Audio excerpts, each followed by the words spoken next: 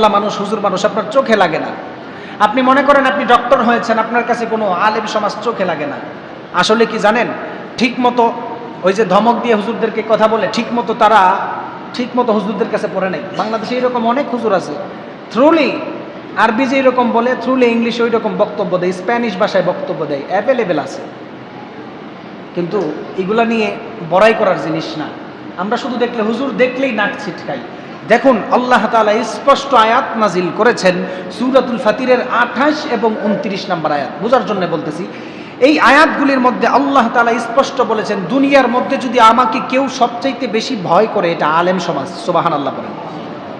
আপনি যত কোরআন জানবেন, আপনি যত হাদিস জানবেন, ততই আপনার ভিতরে ইলমের নূর থাকবে আর আল্লাহর ভয় থাকবে।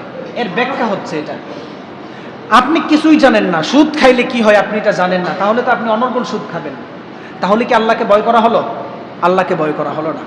আপনি জানেন না গীবত করলে কি শাস্তি হয়, গীবতের ইলম আপনার কাছে না থাকার কারণে আপনি অনর্গল গীবত করতেছেন, আপনি তো ঠিক জানেন না। কিন্তু আপনি যদি জানতেন গীবত করলে হাসরের ময়দানে নিজের চেহারা নিজে চামড়া ছিলা ফেলে, নিজের বুক নিজে ছিলা ফেলবে, এটা যদি জানতেন আর নিজের ভিতরে উপলব্ধি করতেন, ওই মানুষটা কখনো গীবত করতো না। একেই বলে ইলম অনুযায়ী আমল করা, ঠিক কিনা বলেন?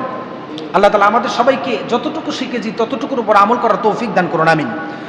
আল্লাহ রাব্বুল আলামিন আলেমদের সম্মান বোঝাতে গিয়ে কোরআনের মধ্যে জানালেন, ইন্নামা ইয়াখশাল্লাহা মিন ইবাদিহিল উলামা ইন্নাল্লাহা আজিজুন গফুর। ইন্নাল্লাযীনা ইয়াতলুনা কিতাবাল্লাহি ওয়া আকামুস সালাতা ওয়া আনফাকু মিম্মা রাযাকনাহুম। আল্লাহ এই আয়াত নাযিল করেছেন যে দুনিয়ার মধ্যে বান্দাদের মধ্যে কেবল মাত্র আলেমরাই আল্লাহকে বেশি ভয় করে, আর আল্লাহকে যারা বেশি ভয় করে আল্লাহ তাদেরকে পছন্দ করেন। সুবহানাল্লাহ বলেন। আপনি আল্লাহকে যত ভয় করবেন ততই আপনি তৌবা করবেন। আর হাদিস শরীফ স্পষ্ট বলা হয়েছে, যেই মানুষ তৌবা করে, যেই মানুষ আল্লাহর ভয়ে তৌবা করে, ওই মানুষটার চোখের পানি আল্লাহ তাআলা দুনিয়ার মাটিতে ফেলতে দেয় না, ওইটা আল্লাহ তাআলা ফেরেশতার মাধ্যমে উঠায় নেয়। সুবহানাল্লাহ বলেন। আপনি বলবেন হুজুর এই পানি নিয়ে কি করা হয়? হাসরের ময়দান যখন কায়েম হবে, জাহান্নামকে জিব্রাইল আলাইহিস সালাম 70,000 জিনজিলের মাধ্যমে টেনে আনবেন।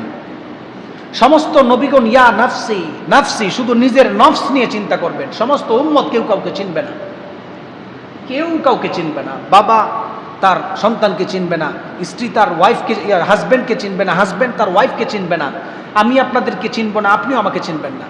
এই যে আপনাদের এখানে মোটামুটি 1 বছরের মতো খুতবা দিচ্ছি, হাসরের ময়দানে আপনাদেরকে আমি অস্বীকার করব। যখন জিব্রাইল আলাইহিস সালাম 70,000 জিনজিলের মাধ্যমে ধরে আনবেন, জাহান্নাম সর্বপ্রথম হাসরের ময়দানে ইন করার সাথে সাথে জাহান্নামীদেরকে দেখার পরে খুব বিগড়ায় যাবেন। তাফসিরে জালালাইনের মধ্যে ব্যাখ্যাটা এসেছেন যে এমন ভয়ঙ্কর আওয়াজ করবেন, যেই ভয়ঙ্কর আওয়াজের কারণে স্বয়ং জিব্রাইল আলাইহিস সালাম 70,000 জিনজিল ছেড়ে আল্লাহর আরশের খুঁটির নিচে পলায়ন করবেন। জিব্রাইল আলাইহিস সালামের মতো একজন ফেরেশতা। আর আপনার আমার কি হবে? আদম আলাইহিস সালামের কাছে উম্মতরা যাবে, আপনি সুপারিশ করেন। আদম আলাইহিস সালাম বলবেন আমার দ্বারা সম্ভব না। এমন ভাবে ঈসা আলাইহিস সালামের কাছে যাবে, ঈসা আলাইহিস সালাম বলবে আমার দ্বারা সম্ভব না। ইব্রাহিম আলাইহিস সালাম উম্মতকে ফিরায়া দিবেন, ইসমাইল আলাইহিস সালাম উম্মতকে ফিরায়া দিবেন, নূহ আলাইহিস সালাম, জাকারিয়া আলাইহিস সালাম সমস্ত উম্মতদেরকে ফিরায়া দিবেন। আমাদের দ্বারা সম্ভব না। শেষ পর্যন্ত আল্লাহর হাবিব সাল্লাল্লাহু আলাইহি ওয়াসাল্লাম এই গুনাহগার উম্মতদের জন্য সুপারিশ করে তাদেরকে জান্নাতে নেবে। সুবহানাল্লাহ পড়েন।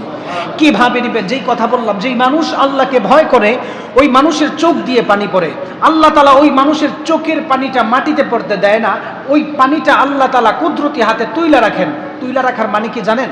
হাসরের ময়দানে জাহান্নাম হুঙ্কার দিবেন, আল্লাহকে বলবেন আপনি তো বলেছিলেন যারা দুনিয়াতে কোরআন মানে নাই, যারা দুনিয়াতে ইসলাম মানে নাই, যারা রাসূলকে গালি দিয়েছে, যারা ইসলামকে গালি দিয়েছে, যারা মসজিদ মাদ্রাসা দেখলেই জঙ্গির আস্তানা বলে গালি দিয়েছে, তাদেরকে আমার ভিতরে ঢুকায়া দিবেন। আল্লাহ তাআলা বলবেন হ্যাঁ ঠিক আছে অবশ্যই। কিন্তু আল্লাহর হাবিব সাল্লাল্লাহু আলাইহি ওয়াসাল্লামকে আল্লাহ তাআলা ডাকবেন, হে নবী এদিকে আসেন, আপনার কাছে একটা পেয়ালা দিলাম, সেই পেয়ালার মধ্যে যেই পানি আছে এই পানি দিয়ে জাহান্নামকে ছিটা দিন, এই ভয়ঙ্কর জাহান্নাম সাথে সাথে ঠান্ডা হয়ে যাবে। সুবহানাল্লাহ বলেন। আল্লাহর হাবিব সাল্লাল্লাহু আলাইহি ওয়াসাল্লাম সেদিন আল্লাহকে প্রশ্ন করবেন, আল্লাহ এটা কি এমন পানি? এটা কি হাউজে কাউসারের পানি কিনা? আল্লাহ তাআলা বলবেন না। এটা কি অন্য কোনো পানি? আল্লাহ বলবেন না, এটা অন্য কোনো পানি না, এটা সেই পানি যেই পানি বান্দা গুনাহ করার পরে আমি আল্লাহর ভয়ে রাতের অন্ধকারে কেঁদেছিল, তার চোখের পানিটা আমি আল্লাহর কাছে এত প্রিয় লেগেছে, এই পানিটা আমি দুনিয়ার জমিনে পড়তে দেই নাই, ফেরেশতার মাধ্যমে তুলে রেখেছি এই জাহান্নামের আগুনের হিটকে কমানোর জন্য। সুবহানাল্লাহ পড়েন। তাহলে মানুষ যারা আল্লাহকে ভয় করে তারা দামি মানুষ না? তাহলে কি বুঝলেন? আল্লাহ তাআলা সূরাতুল ফাতিরের 28 এবং 29 নম্বর আয়াত নাজিল করে বলেছেন, দুনিয়ার মধ্যে সমস্ত মানুষের মধ্যে সবচাইতে বেশি ভয় আলেমরা আমাকে করে, আলেমরা রাতের বেলায় বেশি কাঁদে। এর মাধ্যমে কি বুঝলেন? আলেম সমাজের দাম আছে না নাই?